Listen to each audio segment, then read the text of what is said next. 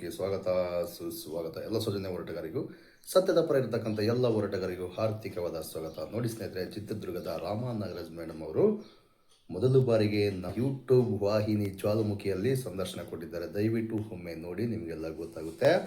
ಸಣ್ಣ YouTube channel ಸಮೇತ ಸಂದರ್ಶನ ಕೊಡ್ತಿದ್ದಾರೆ ಅಂದರೆ ಅವರ ಮನಸ್ಸು ಎಂಥದ್ದೇಳಿ. ಮಂಡ್ಯದ ಗೌಡತಿ ಆ ಎಮ್ಮನ ಮೇಲೆ 200 ಕೋಟಿ ಷಡ್ಯಂತ್ರ ಮಾಡಿದರು. ಧರ್ಮಸ್ಥಳದ ಡಿ ಗ್ಯಾಂಗ್ನರ್ ಅನ್ಬೇಕಾ ಬೇರೆ ಏನು ಅನ್ಬೇಕು ನನಗಂತೂ ಗೊತ್ತಿಲ್ಲ. ಆ ಕೇಸ್ ಸಮೇತ ಅಕ್ವಿಟ್ ಆಗಿ ಹೋಗ್ಬಿಟ್ಟಿದೆ. ಇದ್ರ ಬಗ್ಗೆ ಮೊನ್ನೆ ಜಂಟಿ ಪತ್ರಿಕಾಗೋಷ್ಠಿ ಮಾಡಿದರು ಗಿರೀಶ್ ಮಠಣ್ಣನವರು ಮತ್ತು ರಾಮನಾಗರಾಜ್ ಮೇಡಮ್ ಅವರು. ಕೆಲವೊಂದು ಮಾಧ್ಯಮದವರು ಪ್ರಸಾರ ಮಾಡಿದ್ದಾರೆ, ಕೆಲವೊಂದು ಮಾಧ್ಯಮದವರು ಮಾಡಿಲ್ಲ. ಯಾಕೆ ಮಾಡಿಲ್ಲ ಗೊತ್ತಿಲ್ಲ. ದಯವಿಟ್ಟು ಫಸ್ಟ್ ಎಪಿಸೋಡ್ ಆಗ್ತಾಯಿದ್ದೀನಿ. ಇದೇ ಫಸ್ಟ್ ಟೈಮ್ ನಾನು ಇಂಟರ್ವ್ಯೂ ಮಾಡಿರ್ತಕ್ಕಂಥದ್ದು. ನನಗೆ ಸ್ವಲ್ಪ ಭಯ, ಯಾವ ಥರ ಇಂಟರ್ವ್ಯೂ ಮಾಡಿದ್ದೀನೋ ಯಾವ ಥರ ಬಿಟ್ಟು ನನಗಂತೂ ಒಂದು ಗೊತ್ತಿಲ್ಲ. ನನಗೆ ಬಂದಂಗೆ ನಾನು ಇಂಟರ್ವ್ಯೂ ಮಾಡಿದ್ದೀನಿ. ನಿಮಗೆ ಅನಿಸುತ್ತೆ ದಯವಿಟ್ಟು ಕಮೆಂಟ್ ಮಾಡಿ ತಿಳಿಸಿ. ಅಕಸ್ಮಾತ್ ಏನಾದರೂ ಇದರಲ್ಲಿ ತಪ್ಪು ಕಂಡು ಬಂದಲ್ಲಿ ಕಮೆಂಟ್ ಮಾಡಿ ತಿಳಿಸಿ, ನಾನು ತಿದ್ದುಕೊಳ್ಳುವಂಥ ಪ್ರಯತ್ನ ಮಾಡ್ತೀನಿ. ನನ್ನೊಂದು ಸಣ್ಣ ಯೂಟ್ಯೂಬ್ ಚಾನಲ್ ಮೇಡಮರೇ, ನನ್ನದೊಂದು ಸಣ್ಣ ಯೂಟ್ಯೂಬ್ ಚಾನಲ್, ದಯವಿಟ್ಟು ನಮಗೆ ಇಂಟರ್ವ್ಯೂ ಕೊಡ್ತೀರ ಅಂತ ಕೇಳಿದ್ರೆ, ಬರ್ರಿ ಸಾರ್ ಕೊಡ್ತೀವಿ, ಅದಕ್ಕೇನಿಲ್ಲ, ನೀವು ನಮ್ಮ ದುರ್ಗದವರೇ, ಬನ್ನಿ ಬನ್ನಿ ಅಂತೇಳಿ ಕರೆದು ಇಂಟರ್ವ್ಯೂ ಕೊಟ್ಟಿರ್ತಕ್ಕಂಥದ್ದು. ನಿವೃತ್ತಿ ಜಡ್ಜ್ ಮಗಳು. ಆ ತಾಯಿ ಹತ್ರ ಸ್ವಲ್ಪ ಕೂಡ ಜಂಪ ಇಲ್ಲ. ಉಗ್ರ ಹೋರಾಟಗಾರ್ತಿ, ಯಾವುದಕ್ಕೆ ಎದುರಲ್ಲ, ಯಾವುದಕ್ಕೂ ಬಗ್ಗಲ್ಲ ಅಂತ ಹೋರಾಟಗಾರ್ತಿ.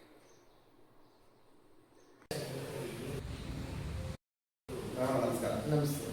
ಮೇಡಮ್, ಈಗ ನೀವು ಹೋರಾಟಕ್ಕೆ ಬಂದು ಭಾಳ ವರ್ಷದಾಗಿದೆ. ನಮಗೆ ಗೊತ್ತಾಗಿರ್ತಕ್ಕಂಥದ್ದು ಈ ಒಂದು ಸ್ವಲ್ಪ ಗೊತ್ತು. ಅದು ಈ ಸೌಜನ್ಯ ಹೋರಾಟದಾಗ ಬಂದ ಮೇಲೆ ನಮಗೆ ತುಂಬ ನಿಮ್ಮ ಬಗ್ಗೆ ಮಾಹಿತಿ ಮತ್ತು ಮೊನ್ನೆ 200 ಕೋಟಿ ಷಡ್ಯಂತ್ರದ ಬಗ್ಗೆ ಅವಾಗ ಸ್ವಲ್ಪ ನೀವು ಈ ಥರ ನಮ್ಮ ಪಕ್ಕದಲ್ಲಿರ್ತಕ್ಕಂಥ ದುರ್ಗದಲ್ಲಿ ಈ ಮೇಲೆ ಈ ಥರ ಮಾಡ್ತಿರಲ್ಲ, ನಿಮ್ಮಮ್ಮರ ತಂದೆಯವರ ಅಂಥ ಮಕ್ಕಳಲ್ಲಿ ಈ ಥರ ಅಪವಾದ ಬಂದರೆ ಹೇಗೆ, ಆಯಾ ಹೆಣ್ಮಕ್ಳು ಏನು ಹೇಳ್ತೀವಿ ಅಂತ ಸರ್. ಯಾರು ಏನೇ ಮಾಡಿದ್ರು ನಾವು ಮೊದಲು ಸರಿ. ಆಮೇಲೆ ನಮಗೆ ತಂದೆಯವರು ಒಂದು ಜೀನ್ಸ್ ಇರುತ್ತೆ ನೋಡಿ, ನಮಗೆ ಅದು ಶ್ರೀರಕ್ಷೆ ಇರುತ್ತೆ ಒಂದು. ಆಮೇಲೆ ಯಾರು ಏನೇ ಹೇಳಿದ್ರು ಅದು ಎದುರಿಸುವಂಥ ಶಕ್ತಿನೂ ದೇವರು ನಮಗೆ ಕೊಟ್ಟು. ಮೇಡಮ್, ನೀವು ಹೋರಾಟಕ್ಕೆ ಬಂದು ನಿಮ್ಮ ಲೈಫಲ್ಲಿ ಮದುವೆಗಿಂತ ಮುಂಚಿನ ಹೋರಾಟ ಮಾಡ್ತಿದ್ದಾರಾ ಅಥವಾ ಮದುವೆ ಆದಮೇಲೆ ಏನು ಹೆಂಗೆ? ಮದುವೆಗಿಂತ ಮುಂಚೆ ನನ್ನ ತಂದೆ ನಮಗೆ ಕೊಟ್ಟಿರೋ ಒಂದು ಏನಂದರೆ, ನಮ್ಮ ತಂದೆ ಹೇಳೋರು, let world become one side, you stand other side. ಜಗತ್ತೇ ಒಂದು ಕಡೆ ನಿಂತ್ಕೊಳ್ಳಿ, ನೀನು ವಿರುದ್ಧ ನಿಂತ್ಕೋ. ಆದರೆ ನ್ಯಾಯ, ನೀತಿ, ಧರ್ಮ ಏನು ಹೇಳುತ್ತೆ? ಅನ್ಯಾಯ ಮಾಡಬೇಡ, ಹಿಂಸೆ ಮಾಡಬೇಡ, ಒಬ್ರಿಗೆ ನೋವು ಮಾಡಬೇಡ, ಒಬ್ರಿಗೆ ಅಯ್ಯೋ ಅನ್ನಿಸ್ಬೇಡ. ಧರ್ಮ, ನ್ಯಾಯ, ಯಾರಿಗೇನು ನ್ಯಾಯ ಸಿಗಬೇಕು ಅವ್ರ ಹಕ್ಕನ್ನು ಅವ್ರಿಗೆ ಕೊಡಿಸೋದು ನ್ಯಾಯ. ಆಮೇಲೆ ನೀತಿ ಏನು ಹೇಳುತ್ತೆ? ಒಳ್ಳೆ ನೀತಿ ಹೇಳುತ್ತೆ. ಈ ಊರಲ್ಲಿ ನೀನು ಹೋಗ್ಬೇಕು, ಅದೇ ಮಾರ್ಗದಲ್ಲಿ ನಡೀಬೇಕು. ಈ ಒಂದು ಇದಿರೋದ್ರಿಂದ ನಾವು ಯಾವತ್ತೂ ಅದನ್ನು ಬಿಟ್ಟು ನಾವು ಹೊರಟಿದ್ದೇವೆ. ಮೂಲತಃ ನಾನು ಮಂಡ್ಯದವರು. ತಂದೆಯವರು ಪಾಂಡುಪುರ ಗ್ರಾಮ, ಅಲ್ಲಿಂದ ಅವರು ಅಡ್ವೊಕೇಟ್ ಆಗಿ ಶ್ರೀರಂಗಪಟ್ಟಣದಿಂದ ನ್ಯಾಯಾಧೀಶರಾಗಿ ಅವರು ಹುಬ್ಳಿ, ಧಾರವಾಡ, ಗುಲ್ಬರ್ಗ, ಬಿಜಾಪುರ, ಬೆಳಗಾಂ, ರಾಮದುರ್ಗ ಎಲ್ಲ ಕಡೆ ಅವರು ಸರ್ವಿಸ್ ಆಗಿದ್ದಾರೆ. ನಮ್ಮ ಇದು ಎಲ್ಲ ನಮ್ಮ ಶಾಲಾ ಕಾಲೇಜೆಲ್ಲ ಹುಬ್ಳಿ, ಧಾರವಾಡ ಅಲ್ಲೆಲ್ಲ ಹೋಗ್ತಿದ್ವಿ. ಆಮೇಲೆ ಹಿಂದೆ ಏನಾಗ್ತಿತ್ತು ಅಂದರೆ, ಈ ಜಡ್ಜಸ್ ಅಂತಂದರೆ ಒಂದು ಸಿವಿಲ್ ಮ್ಯಾಟ್ರ್ ಆಗಿರಲಿ. ಸಿವಿಲ್ ಮ್ಯಾಟ್ರ್ ಆಗಿದಾಗ ನಿರ್ಣಯ ಕೊಡಬೇಕಾಗುತ್ತೆ, ಖುದ್ದಾಗಿ ಜಡ್ಜ್ ಸ್ಪಾಟ್ ಹೋಗ್ಬೇಕಾಗಿತ್ತು. ಹಾಗಿತ್ತು ಜುಡಿಷಿಯಲಲ್ಲಿ. ಈಗ ಸಿಸ್ಟಮ್ ತೆಗ್ದಿದ್ದಾರೆ. ನಾನು ಜಡ್ಜ್ಮೆಂಟ್ ಕೊಡ್ತೀನಿ ಅಂದರೆ ಆ ಸ್ಪಾಟ್ ನಂತರದಲ್ಲಿ ಅದನ್ನು ಅವ್ರು ಜಡ್ಜ್ಮೆಂಟ್ ಕೊಡಬೇಕಾಗಿತ್ತು. ಅವ್ರು ಯಾವ್ಯಾವ ಹಳ್ಳಿಗೆ ಹೋಗ್ತಿದ್ರು, ಎಲ್ಲೆಲ್ಲಿ ಹೋಗ್ತಿದ್ರು, ಅಲ್ಲಿ ನನ್ನ ಜೊತೆ ಚಿಕ್ಕ ಇದ್ದಾಗಿಂದ ತಂದೆ ಜೊತೆ ಬೆಳೆದವರು. ತಂದೆ ಜೊತೆನೇ ನಮಗೆ ಅದು ಒಂದು ಸೃಷ್ಟಿ ನಿಯಮ ಇದೆ ನೋಡಿ. ಹೆಣ್ಣು ಚಿಕ್ಕ ತಂದೆ ಆಶ್ರಯ ಆಗ್ತಾರೆ. ಎದ್ದಕ್ಕೆ ಬಂದ್ಮೇಲೆ ಮದುವೆ ಆದ್ಮೇಲೆ ಗಂಡನ ಆಶ್ರಯ. ವಯಸ್ಸಾದ್ಮೇಲೆ ಮಗನ ಆಶ್ರಯ. ಇದು ಸೃಷ್ಟಿ ನಿಯಮ. ಈ ನಿಯಮದ ಪ್ರಕಾರ ನಾನು ನನ್ನ ತಂದೆ ಆಶ್ರಯದಲ್ಲಿದ್ದಾಗ ನಿಮ್ಗೆ ಇವೆಲ್ಲ ಸಿಕ್ತು.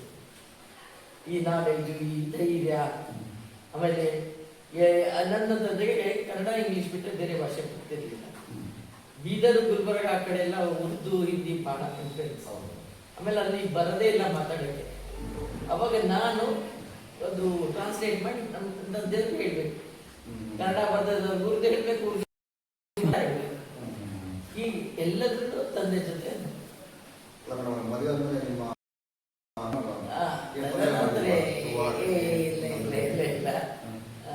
ನಾನು ಮದುವೆ ಮಾಡ್ಕೊಂಡು ಚಿತ್ರದುರ್ಗಕ್ಕೆ ಕಾಲಿಟ್ಟಾಗ ಆಶ್ಚರ್ಯ ಅಂತಂದ್ರೆ ನಮ್ಮ ಮನೆಯವರೇ ನನ್ನ ಹೊರಗಡೆ ಹೋಗು ಮಾಡು. ಯಾಕಂದ್ರೆ ಈ ಅವ್ರಿಗೆ ಗೊತ್ತಿದೆ ಚಿತ್ರದುರ್ಗ ತುಂಬಾ ಹಿಂದುಳಿದ ಜಿಲ್ಲೆ. ಆಮೇಲೆ ಎಲ್ಲವನ್ನೂ ಸಹಿಸ್ಕೊಳ್ತಾರೆ. ಜಿಲ್ಲೆಯ ವಿಶೇಷತೆ ಅಂದ್ರೆ ಜನರು ಎಲ್ಲ ಸಹಿಸ್ಕೊಳ್ತಾರೆ. ಆ ಸಹಿಸ್ಕೊಳ್ಳೋದನ್ನ ಇವರು ಅದನ್ನ ನಾವು ಅಸಹಾಯಕರಿಂದ ತಿಳ್ಕೊತಾರೆ. ಅಲ್ಲ, ಸಹಿಸ್ಕೋಬಾರ್ದು. ಏನ್ ಸಹಿಸ್ಕೋತೀವಿ that itself is also main ಇದು ನಮ್ದು ಅಫೆನ್ಸ್. ಕೇಳಿಕೆ ಮಾಡ್ಬೇ, ಯಾಕೆ ಮಾಡಬಾರ್ದು? ಅವ್ರ ಸಹಕಾರ ಸಂಪೂರ್ಣ ಇರೋದ್ರಿಂದ ನಮಗೆ ಹೋರಾಟಕ್ಕೆ ಯಾವುದು ಒಂದು ಇದು ಬರಲಿಲ್ಲ. ಸಾರ್ವಜನಿಕಕ್ಕೆ ನಾಲೆಜ್ ಇದೆ, ನೀನು ಹೋಗು ಮಾಡು ಅಂತೇಳಿ. ಹೌದು, 2006 ಅಲ್ಲಿ ಚಿತ್ರದಲ್ಲಿ ಹೆಣ್ಮಕ್ಳ ಮೇಲೆ ಎಷ್ಟು ದೌರ್ಜನ್ಯ ಆಗ್ತಿತ್ತು, ಇದಾಗ್ತಿತ್ತು. ಆಮೇಲೆ ನನ್ನ ತಾಯಿಯವರು ಒಬ್ಬ ಪ್ಯೂರ್ ಹೆಂಡತಿ ಬಂದು ಕಂಪ್ಲೇಂಟ್ ಮಾಡಿ ಹೇಳೋಳು, ಅಮ್ಮ ನನಗೆ ನಾನು ಜಾನು ಹಂಗೆ ನನಗೆ ಹೊಡೆದ್ಬಿಟ್ರು, ನನಗೆ ದುಡ್ಡು ತಂದು ಕೊಡ್ತಿಲ್ಲ, ದುಡ್ಡು ಮನೆಯಿಂದ ಕೊಡ್ತಿಲ್ಲ, ಏನು ಮಾಡ್ತಾರೆ ಹಂಗಲ್ಲ. ನಮ್ಮಮ್ಮ ಆಗಿನ ಕಾಲದಲ್ಲಿ ಶಿರಸ್ದವ್ರು ಕರೆಸಿ ಹೇಳೋರು, ಅವ್ರದ್ದು ಸಂಬಳ ಕೊಡಿ, ಯಾಕೆ ಹಂಗೆ ಇಲ್ಲ ಹೆಂಡತಿಗೆ ಕೊಡಿ ಅಂತ. ಅಂದರೆ ಹೆಣ್ಮಕ್ಳಿಗೆ ಸಾಮಾನ್ಯ ಜ್ಞಾನ, ಯಾವುದು PhD ಇದು ಮಾಡೋದಲ್ಲ. ಅವಕಾಶ ಇದ್ದಾಗ ಒಂದು ಒಳ್ಳೆ ರೀತಿಯಿಂದ ಒಂದು ಮಾಡಿದ ತಪ್ಪೇನಿಲ್ಲ. ಮನೆಗೆ ಕರೆಸಿ ಅವನ ಹೆಂಡತಿಗೆ ಸಂಬಳ ಕೊಡಿಸೋರೆ ಹೊರತು ಅವ್ರ ಗಂಡನ ಕೈಗೆ ಕೊಡ್ತಿರ್ಲಿಲ್ಲ. ಅಂದ್ರೆ ಸಂಸಾರದ ನಿರ್ವಹಣೆ ಏನು ಅನ್ನೋದು ನನ್ನ ತಾಯಿ ಚೆನ್ನಾಗಿ ಗೊತ್ತಿತ್ತು. ಹೆಣ್ಣು ಅನ್ನೋದು ಎಷ್ಟು ಇದು, ಅವಳು ಸಂಸಾರದ ಗಂಡು. ಹಾಗಾಗಿ ಅದನ್ನ ನಾವೆಲ್ಲ ಕಣ್ಣಲ್ಲಿ ಕಂಡವರು. ಎಲ್ಲ ನಾನೇ ಇಲ್ಲೇ ಮಾಡಿ. ಸ್ನೇಹಿತರೆ, ಈಗ ಏನು ನೋಡ್ಕೊಂಬಂದ್ರಲ್ಲ ನೀವು, ಇಂಟರ್ವ್ಯೂ ಹೇಗೆ ಬಂದಿದೆ, ಹೇಗೆ ಬಿಟ್ಟಿದೆ, ನನಗಂತೂ ಕ್ಲಾರಿಫಿಕೇಷನ್ ಇಲ್ಲ. ಇನ್ನೂ ಚೆನ್ನಾಗಿ ಮಾಡ್ಬೋದಿತ್ತು ಅಂದ್ಕೊಂಡಿದ್ದೀನಿ. ನಿಮಗೆ ಅನಿಸುತ್ತೆ ಕಮೆಂಟ್ ಮಾಡಿ.